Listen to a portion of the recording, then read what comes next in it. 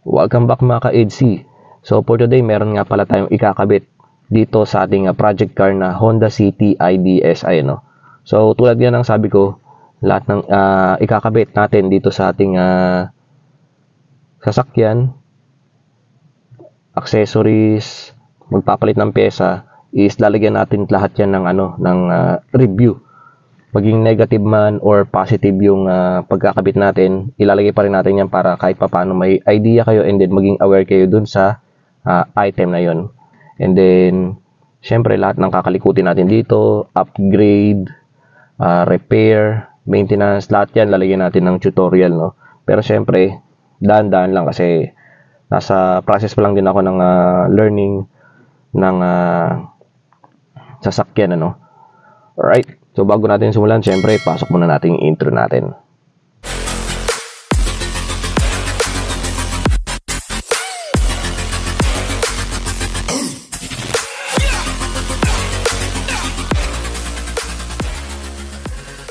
So, ito nga pala yung unang item natin. Bali, ano nga pala to? Sa steering siya. Dito sa steering natin.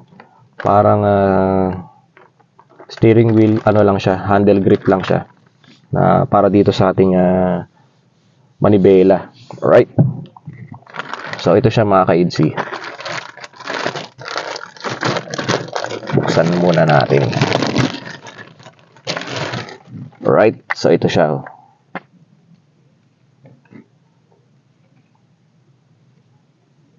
Ano siya, handle grip and then forma na rin at the same time. Right, so ito is nabili ko sa halagang 274. So sabi ko nga sa inyo, yung mga presyo na nilalagay ko dito is possible na tumaas or bumaba. Depende dun sa pagbibilhan nyo or kung nakasale yung item or what, diba? So ito is carbon siya. Parang din naman siya, parang sticker lang siya na carbon. Pero pag tinignan mo yung loob kasi carbon din siya, yo. Then, yung texture niya is glossy. Actually, tatlong klase lang nakikita kong ganito. Ipa-flash ko na lang sa screen yung mga color option nyo. Yan. So, I think madali lang naman siyang ikabit dito sa ating steering, ano. So, ikabit na natin mga ka-EDC. So, dalawang pala siya mga ka-EDC. Ito. Yan, no. Ito, tuloy-tuloy yung niya, alon. And then, sa kabila, may post siya na straight sa gitna. Bali, yung pinaka-diretsong alon, yun yung ilalagay natin dito sa natin, sa harapan. Yan.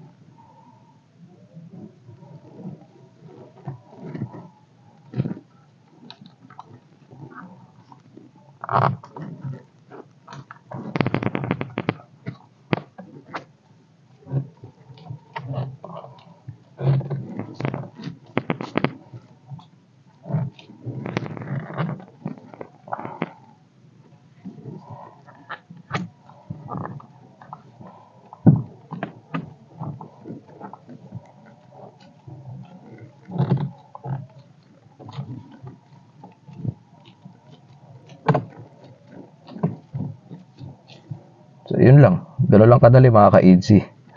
Pakita ko sa inyo ng malapitan. Right. So, yan siya.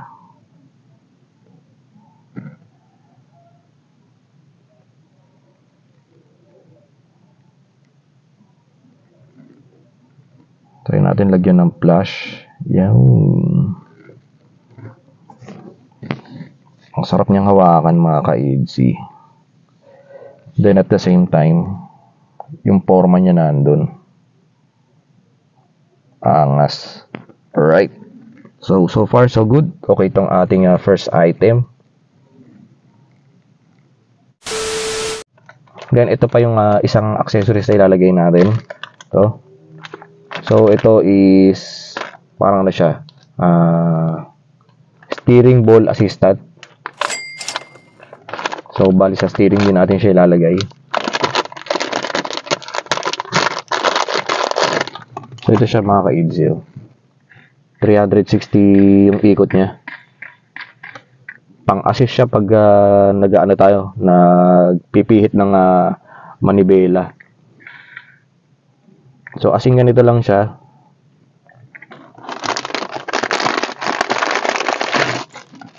Then meron din siyang kasamang, check natin kung ano to.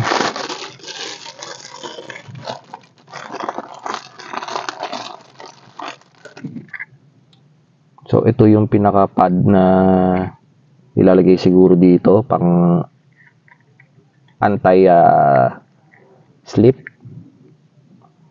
Then meron din siyang dalawang tools. Ito, cute, maliit na Phillips screw. And then meron din siyang Allen. Then isang maganda dito, universal siya. Yan. So ito yung pinakamaliit na size ng manibela. Then palaki ng palaki. Alright. So check natin kung ano yung size na para dito sa ating manibela. So kabit na natin siya mga ka-EDC. Alright, so baklasin muna natin yung ating steering ball.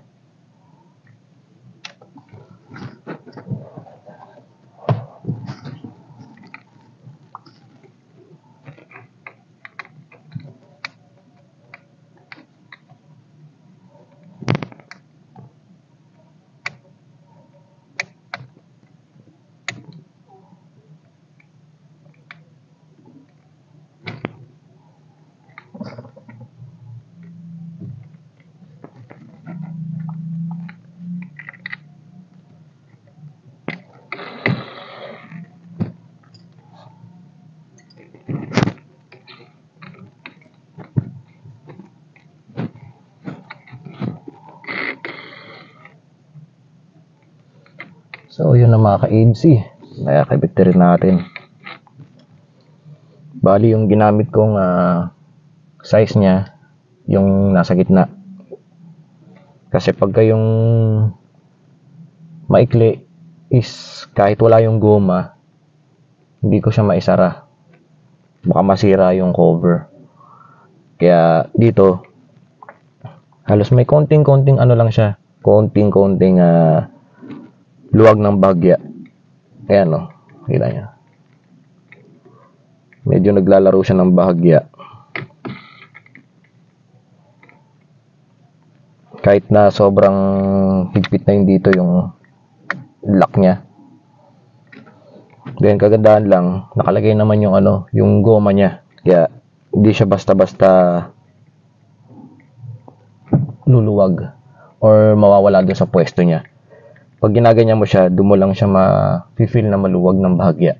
Pero pag the rest, yan, hindi naman siya natatanggal doon sa pinakapwesto niya.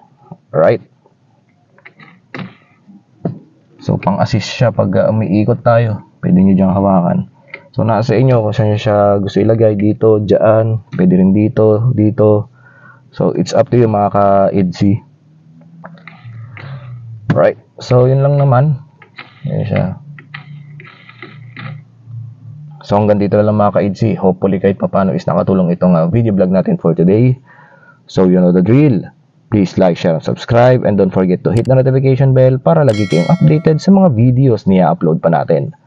Once again, ako ang inyong lingkod, Click Natik, signing off.